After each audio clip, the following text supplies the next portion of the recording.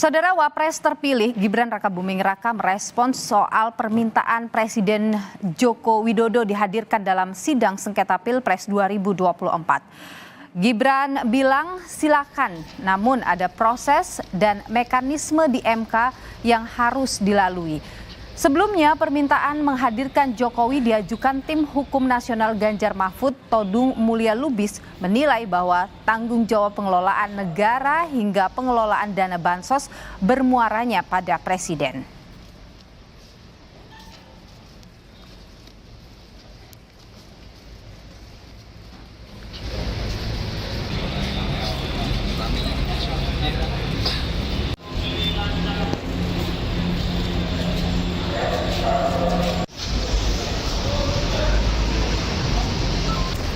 Tanya terkait dari usulan TPN untuk memanggil Pak Jokowi ke MK, tanggapan Mas Gibran gimana Mas? Proses mekanisme yang ada di MK dilalui aja ya. Monggo besok kan juga menteri-menteri hadir. Ya.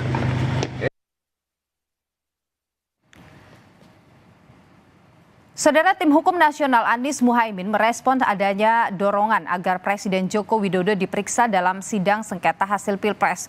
Bambang Wijoyanto menilai kehadiran Jokowi bermanfaat demi asas keseimbangan keterangan di persidangan. Menurut Bambang, nama Jokowi sering muncul dalam permohonan tim hukum nasional Anies Muhaimin. Sehingga kalau dapat hadir, Presiden bisa membela diri atas tuduhan yang bergulir di Mahkamah Konstitusi. Selain Jokowi, Bambang menilai beberapa nama menteri lain juga dianggap penting untuk diperiksa, yakni Menteri Sekretaris Negara Pratikno, Menteri Agama Yakut Holil Komas, dan juga Menteri Dalam Negeri Tito Karnavian.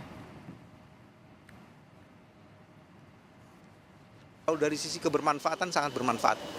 Karena tidak-tidaknya dalam permohonan kami Pak Jokowi sering disebut. Sehingga kemudian kalau beliau bisa datang, dia bisa membela diri dalam proses ini. Jadi cover both side. Bagus kan? Jadi dari sisi itu sih sebenarnya dia sangat bermanfaat.